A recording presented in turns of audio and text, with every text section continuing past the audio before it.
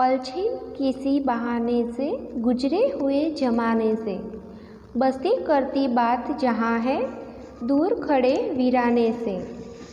चश्मे जहाँ हिमानी है, फूल जहाँ रुमानी है, हिल हिल कर कहते पत्तों से, चांद छुपा है बदली में। प्रस्तुत पंक्ति के शब्दार्थ समझते हैं। पलछिन यानी कि पलक्षण, वीराने यानी कि निर्जन, चश्मे यानी कि पानी के सोते, हिमानी यानी कि शीतल और रुमानी यानी कि मुलायम और बदली यानी कि बादल।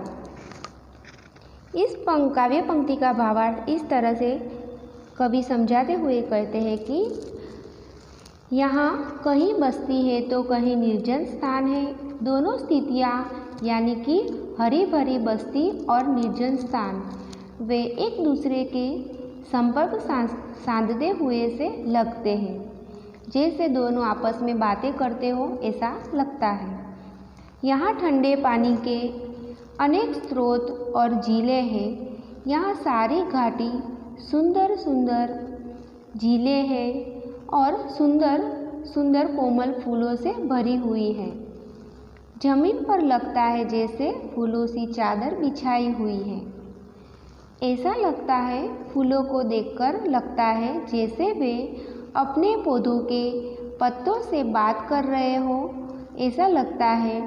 और वह कहते हैं फूलों कि किस तरह से चांद बदलियों में कैसे लुप्त हो गया है। इस तरह से यहाँ दोनों चित्रों का वर्णन किया है, जिसमें पहले दृश्य में फूलों के चित्रों का वर्णन किया है तो दूसरे चित्र में बदली में छिपे हुए चांद किस तरह से वह लुप्त हो जाता है उसका वर्णन किया गया है। जल में खिली रुबाइया, बजरों की अंगड़ाइया, चले शिकारे संग में चल दी बाघों की परछाइया। प्रेम कथाएं विलहण की, कौन कहे गाथा मन की, झेलम सोई तारों वाले, नबकी नील मजहरी में। इस काव्य पंक्ति के शब्दार्थ समझते। रुबाइया यानी कि 4 पंक्तियों का छंद, बजरे यानी कि छायादार बड़े नावें, शिकार यानी कि लंबी नाव जिसके बीच में छायादार स्थान होता है, गाथा यानी कि कथा, मजहर यानी कि वह पलंग जिसमें जालीदार कपड़ा लगा हो यानी कि मच्छरदानी। तो इस काव्य पंक्ति का भावार्थ इस तरह है कि झीलों और सरोवरों के जल अटखेलियाँ करते से लगते हैं, यानी कि एक दूसरे से मस्ती करते हुए से लगते हैं।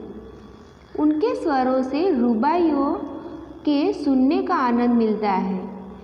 सरोवरों के जल में तेतरे बजरे यानी कि बड़ी नावें हिलती डुलती है तो वे अंगड़ाइयाँ सी लेती नजर आती है।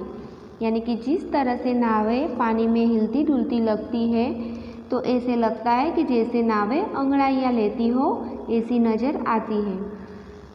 पानी पर शिकार यानी कि जो लंबी नावें हैं वे चलती है तो पानी में आसपास बगीचे की परछाइयाँ जो दिखती है तो वे भी साथ में चलती है ऐसा नज़र आता है।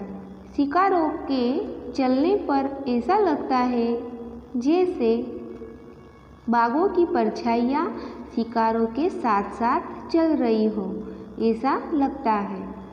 इस भूमि पर जगह जगह विलहण की प्रेम कथाओं के दर्शन होते हैं। विलहण यानी कि जो वीरांगना होती है उसकी प्रेम कथाओं के दर्शन यहाँ सुनने को मिलते हैं। ऐसे माहौल में तो अन्य कहानियों के बारे में सोचने का तो फिर मौका ही नहीं मिलता कि यहाँ इस स्थान पर इतनी सारी विलहण की प्रेम कथाओं की कहानियाँ देखने को मिलती है। यहाँ झेलम नदी सितारों से सज्जित मजहरी में सोई सी लगती है। यहाँ झेलम नदी का भी वर्णन किया गया है। ऐसा लगता है जैसे वह सितारों से सुसज्जित हुई है ऐसा लगता है। अंतिम पंक्तियाँ इस प्रकार हैं। अमरनाथ की राहों में शेषनाग की बाहों में, पश्चिमीना ध्वज फहर रहा है देवदारू की छाहों में।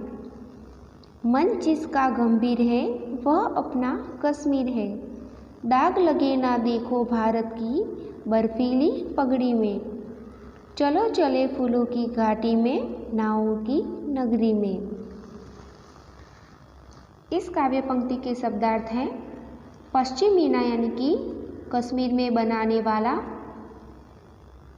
बहुत मुलायमी ऊनी कपड़ा जो कश्मीर में बनता है। देवदारू यानी कि एक बहुत बड़ा पेड़ जिससे अलग तरह और तारपीन का तेल मिलता है। गंभीर यानी कि जटिल, और पगड़ी यानी कि सिर पर पहनने वाली पगड़ी। तो चलो विद्यार्थी मित्रों, अब हम इस काव्य पंक्ति के भावार्थ समझते हैं कि इस प्रदेश में अमरनाथ जैसी पवित्र गुफा और शेषनाग जैसा विशाल सरोवर है, जहाँ दूर दूर से देश के और दुनिया के कई लोग यहाँ अमरनाथ के दर्शन के लिए आते हैं।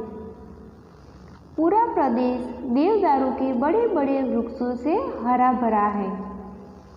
हमारा तिरंगा झंडा शान से यहाँ फहरा रहा है, यानी कि लहरा रहा है। यह हमारा कश्मीर है जिसे धरती का स्वर्ग माना गया है। आज हमारे कश्मीर पर दुश्मन की कुटिल निगाहें हैं। यह समस्या हमारे देश की बहुत जटिल समस्या है, पर यहाँ हमारे सैनिक वीरों जवानों को यहाँ कवि ने सतर्क रहने के लिए कहा है और हमारी मातृभूमि की रक्षा करने के लिए कहा है। और कहते हुए कहते हैं कि वह पर हे वीर जवानों, तुम सतर्क रहो और इस बात का ध्यान रखो कि हमारे कश्मीर पर आँच न आने पाए, यानी कि हमारे कश्मीर पर किसी भी प्रकार की मुश्किल या समस्या आने न पाए, इसका तुम ध्यान रखो। आओ फूलों की घाटी और नाव की नगरी में हम चलें। इस तरह से यहाँ इस काव्य पंक्ति में कवि ने अमरनाथ की जो चित्र दिया गया है, अमरनाथ का शिवलिंग और अमरनाथ का स्थान का जो उल्लेख किया गया है और बर्फीली घाटी का वर्णन किया गया है, यहाँ तीनों चित्रों द्वारा यहाँ कवि ने इस सौंदर्य का वर्णन यहाँ किया गया है।